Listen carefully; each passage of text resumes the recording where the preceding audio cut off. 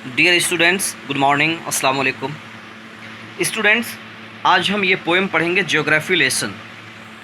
Geography lesson में ये बताया गया है कि जब कोई भी इंसान जहाज़ में बैठता है और जहाज़ ऊपर की तरफ जाता है, आसमान की तरफ जाता है, तो जब थोड़ी ऊंचाई पे पहुंचता है तो हमें अपना शहर, जिस शहर में जहाज़ उड़ता है वो शहर ऊपर से जा कर के बिल्कुल छोटा नज़र आता है। जब वो छोटा दिखाई देता है तो ऐसा लगता है कि एक इंच में पूरा 1 मील यानी 1 माइल 1 इंच के बराबर हो जाता है। पूरा शहर इतना छोटा दिखाई देने लगता है। तो उसके बाद और हम लोग ये सोचते हैं कि ज़मीन पे जो भी इंसान अपना घर बना लेता है, जहाँ चाहे वहाँ घर बना लेता है, अनप्लान्ड होता है। लेकिन ऐसा नहीं होता। जब आप जहाज़ में बैठ कर के ऊपर उड़ेंगे और ऊपर से शहर की तरफ देखेंगे तो आपको लगेगा कि शहर कोई बिल्कुल प्लान्ड तरीके से बसाया गया है, यह आपको नज़र आएगा। और उसके बाद ये फर्स्ट स्टेंजा में है। उसके बाद दूसरे स्टेंजा में ये बताया गया है कि जब जहाज़ और ऊपर की तरफ उठता है, मतलब 10,000 फीट के ऊपर पहुंचता है, और वहाँ से शहर तो छोड़ो, वहाँ से अब पूरा देश दिखाई देने लगता है, पूरी कंट्री दिखाई देने लगती है, बिल्कुल छोटी सी। फिर उसके बाद जब वो पूरी कंट्री दिखाई देने लगती है तो वहाँ से नदियाँ दिखाई देती हैं, पहाड़ दिखाई देते हैं, बहुत सारी चीज़ें दिखाई देती हैं। तो पोएट जो है सोचता है कि जब वहाँ से नदियों के पास देखता है और वैलीज़ यानी कि 2 पहाड़ों के बीच का जो समतल एरिया होता है उसे देखता है, तो वो देखता है कि जो ज़्यादा बड़े बड़े शहर हैं ना, वो ज़्यादातर बसे हुए हैं नदियों के किनारे या तो 2 पहाड़ों के बीच में वैलीज़ में बसे हुए हैं।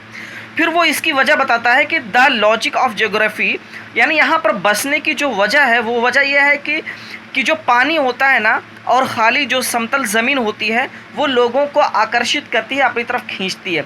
क्योंकि जाहिर सी बात है, पहले के लोग नदियों से सफ़र किया करते थे, पानी में कश्तियाँ चला करके, तो उनको जो है ट्रैवलिंग में आसानी होती थी। पहली बात तो ये, इस वजह से लोग नदियों के पास बस जाना पसंद करते हैं।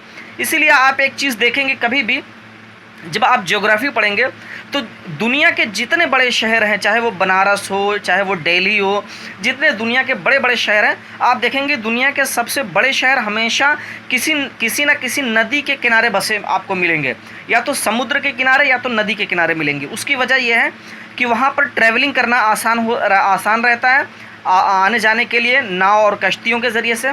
दूसरी चीज़ ये कि पानी अगर रहेगा तो वहाँ पर खेती बाड़ी आसानी से होगी। तो यह सारी चीज़ें कई वजह हैं, आप समझ सकते हैं पानी की क्या अहमियत है। इसी वजह से पानी के करीब ज़्यादा लोग बसते हैं। फिर उसके बाद ये कहते हैं कि लास्ट स्टेंजा में ये कहते हैं कि जब जहाज़ 6 माइल यानी 6 मील की और ऊंचाई पे पहुंच जाता है तब क्या होता है, तब अभी तक तो सिर्फ कंट्री देश दिखाई दे रही थी, लेकिन जब 6 मील की दूरी पे चला जाता है जहाज़ तो वहाँ से पूरी दुनिया एक फुटबॉल और गोल सी दिखाई देने लगती है। जब वहाँ ऊपर जब पूरी दुनिया दिखाई देने लगती है तब वहाँ से ये देखना आसान होता है कि हमारी ज़मीन पर कितने हिस्से में पानी है और कितने हिस्से में सूखी ज़मीन है। तो वहाँ पर आपको ये सारी चीज़ें दिखाई देती हैं। लेकिन ये जो जुल्फ़िकार घोष इसके पोएट हैं, ये कहते हैं कि मुझे एक चीज़ अभी भी समझ में नहीं आती है कि जब मैं बहुत ऊंचाई पे जहाज़ में चला जाता हूँ, वहाँ से देखता हूँ कि पूरी दुनिया जब एक है, पूरी दुनिया एक है, तो ये हर कंट्री का बॉर्डर बना करके हम इंडिया, पाकिस्तान, बांग्लादेश, अमेरिका, ये सब बॉर्डर बना दिया, हमने दीवारें खड़ी कर दी हैं। तो जब दुनिया एक है तो हमें भी एक ही रहना चाहिए।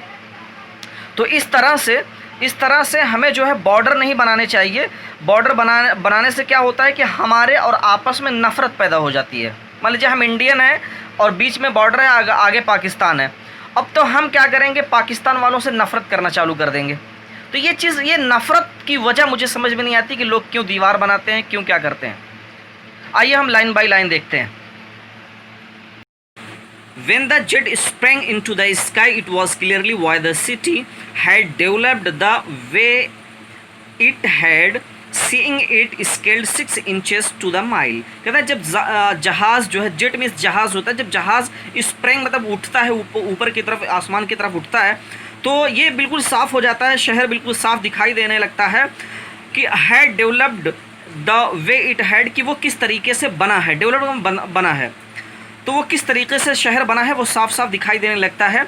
और ऐसा लगता है कि जो 6 इंच है वो 1 मील को कवर कर रहा है। There seemed an inevitability about what on ground had looked haphazard unplanned and without style when the jet sprang into the sky। कहते हैं कि जब ऐसा लगता है कि ये जो शहर की बनावट है ये बिल्कुल तितर बितर है। हैप्हाजार्ड मतलब होता है अनप्लान्ड, मतलब बिना किसी प्लान के कोई भी कहीं भी मकान बना ले, कैसे भी बना ले, ऐसा दिखाई देने लगता है। और जब आसमान में जब जहाज़ आसमान में और ऊपर उठता है, When the jet reached 10,000 feet, it was clearly why the country। जब जहाज़ 10,000 फीट के ऊपर पहुंच जाता है तो वहाँ से पूरा शहर दिखाई देने लगता है, वहाँ से नदियाँ दिखाई देने लगती हैं, रिवर रैन नदियाँ कहाँ बह रही हैं, and why the valley were populated.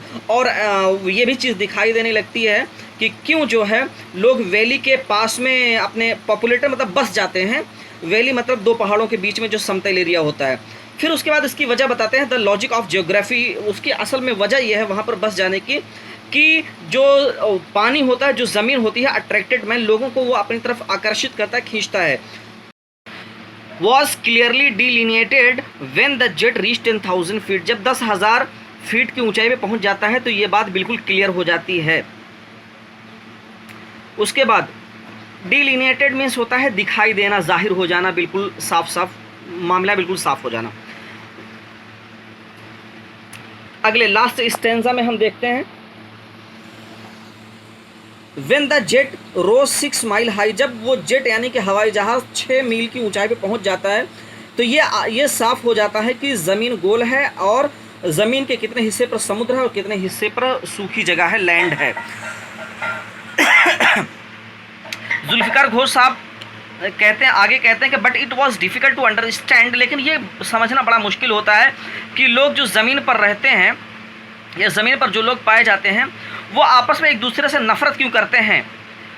To built wall across cities, और एक दूसरे शहर के बीच में जो है दीवार यानी कि बॉर्डर खड़ी कर देते हैं। एंड टू किल, और लोगों को मारते पीटते हैं, इस वजह से लोग बॉर्डर बना देते हैं। ये चीज़ इनके समझ में नहीं आती है। फ्रॉम द हाइट, ये ऊंचाई से ये बात सोच रहे हैं, it was not clearly why, मगर ये बात अभी भी उनके समझ में नहीं आती है। स्टूडेंट्स, इस पोएम को आप लाइन बाय लाइन आप ट्रांसलेट करेंगे और जिस वर्ड की मीनिंग समझ में नहीं आ रही है वो हमसे पूछ लेंगे, और वोकेबलरीज जैसा कि आप इससे पहले बनाते आए हैं वो आप वोकेबलरीज को बनाएंगे। Thank you so much, see you tomorrow.